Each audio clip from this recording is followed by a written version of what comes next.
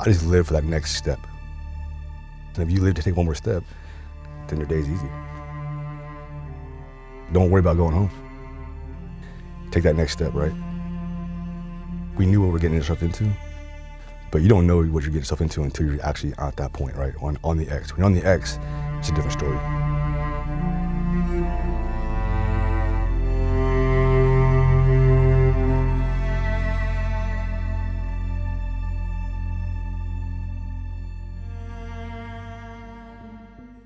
My full name is Willard Anthony Buell. I go by Willie, Colonel Willie Buell, U.S. Marine Corps retired.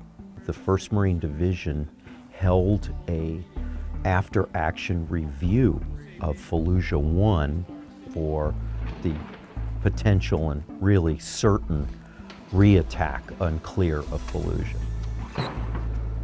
We knew that we were going to have to clear all enemy resistance in the city. So we had a series of objectives linearly north to south through the city proper.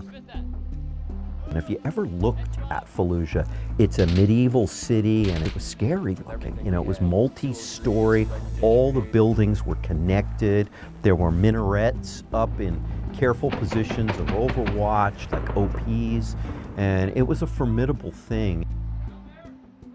We improvised. If we ran out of satchel charges, we strung wire around Bangalore torpedoes and threw a time fuse in them. So we had to be creative and had to figure things out. The violence that was occurring right away was a shock. You know, you're reading about the KIAs and WIAs every day. You're reading all the diabolical ways that the enemy was concealing things, hurting us, attacking us every day. Some of the brutality that was going on, you know, beheadings and tortures and things of that nature. I think it's important that everyone back. And believe me, enough of that trickled down or was briefed to our Marines. I have never seen a more focused group of Marines and sailors concentrating, using every minute of the day, every hour of the training day, making every round count in training, because we knew we were going to certain heavy combat.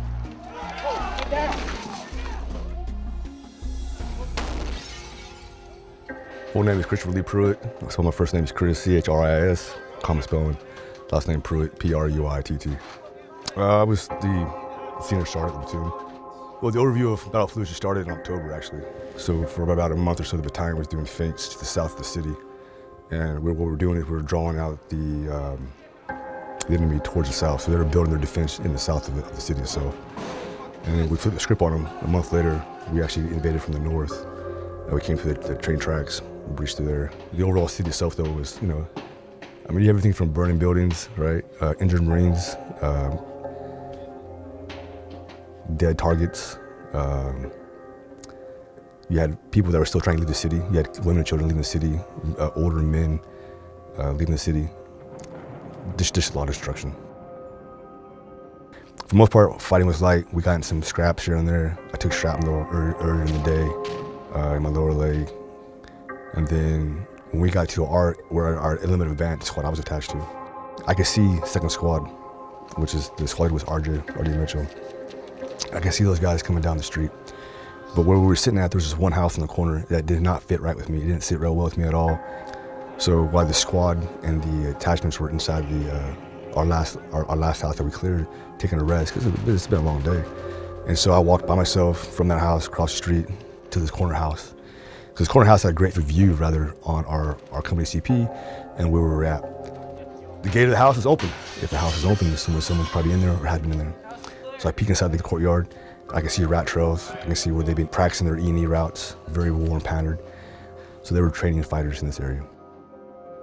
The Hell House is an incredible story of figuring out the problem and determining that we had men trapped inside. We had to create a different breach to get them out, pulling bars off a wall and climbing in with all slick out of your gear to get in, crawling on your back, suppressing people above you so that others without their weapons could run through danger to get their brothers and get them out alive. So then myself and 4 of the Marines go into this courtyard. I say, man, they're here. They're here. 2 Marines take positions on the flank of the house. And then myself, Weimer, and Carlisle enter the house. So we enter the house. Weimer's number 1, Carlisle's number 2, I'm number 3. Weimer takes the long wall, so he wasn't straight. Carlisle should take the hook. He freezes up because there's a target inside that house. I kick him in the house. Me and Weimer engage that target, drop the target right there in that first room. So now the gig's up, they all know we're in there in that house. The 3 of us are in this fight. The squads are still pushing, and the other squad's still in another house, and no one's like really coming to our aid or anything. No one knows what's going on.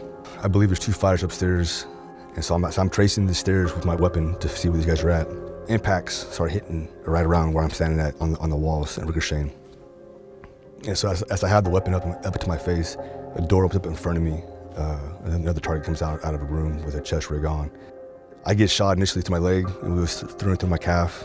I don't even know that at that moment. But what hits me next, as I'm engaging, the bolt of my weapon is smacked, and then the next round hits my right wrist. And so it hits my nerve, my ulnar nerve, shattering my wrist. And so I spin around. I go outside to grab the 2 of the Marines to get them aside. They come in, and I exit the house because I need to get the other squad in this fight, and I don't have any communication with that squad. So as I go outside, there's a fighter up top, and so I'm running from the front door to the gate. As I get to that gate, I'm shot again, took a burst, breaking my ribs. I fall right, and again now I'm facing that squad that was pushing down towards us. So I jump up, and I run towards them, and I'm like, hey, we gotta get guys over here. Calso was attached to that squad, and he pulls me and says, hey, what's going on? So as he's trying to bandage me up, I draw in the sand the schematics of the house. Keep in mind, when I left that house, Carlisle and Weimer were still there. Carlisle was shot in the femur. He's screaming. You ever hear a grown man scream like this? You'll understand what I mean, but he's screaming in the house. So I tell RJ, immediately RJ takes the squad. They go into that house, and they start clearing the house themselves. And that's where my story stops and their story starts beginning.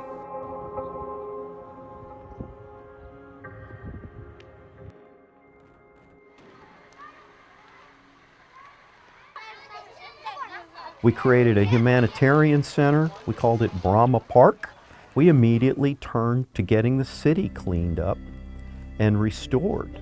Emergency services, sewage, electricity, all of that. And we did the first vote in 55 years there, the Purple Fingers. And it shocked me how many people wanted to come and vote. Thousands came out in the rubble of their city to show up to the voting booths and vote, because they just never had done it before. You always want to believe it's worth something. If I'm around my brother and sister Marines, it's worth it. I don't have to look past that.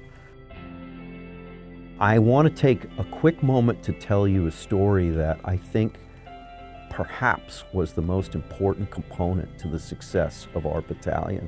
Then we had a lot of corporals, senior lance corporals, and some sergeants who did not have time to make a third deployment. We had 134 of them, and we were getting large numbers of School of Infantry, new PFCs and privates, significantly expanding the battalion, and I was about to lose 15% of the best leadership right at the lance corporal to sergeant level that you could ask for, men who had done a tremendous work up to that point. So the sergeant major and I brought all of them out and made an appeal to them to extend, just to make the time for that deployment. As we were speaking, almost as if I couldn't have asked for it to be choreographed, 4 buses came rolling up from the School of Infantry, our last dump of new Marines. And they were stumbling out of the buses with their sea bags, and the platoon sergeants were yelling at them. And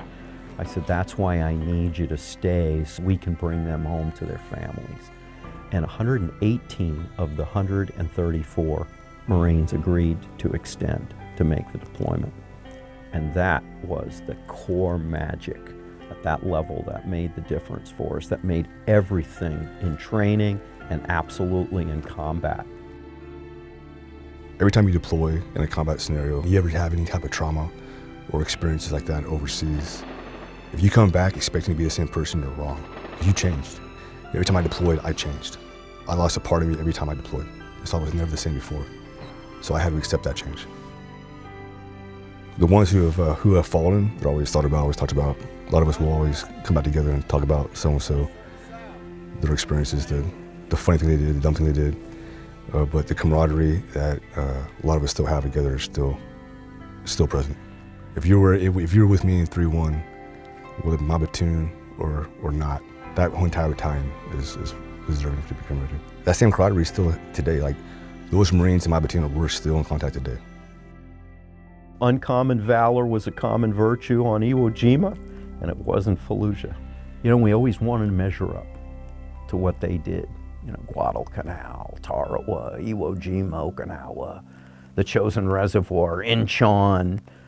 Our Marines did. And the next generation, I hope, will believe in themselves every bit as much as the ones that I serve with.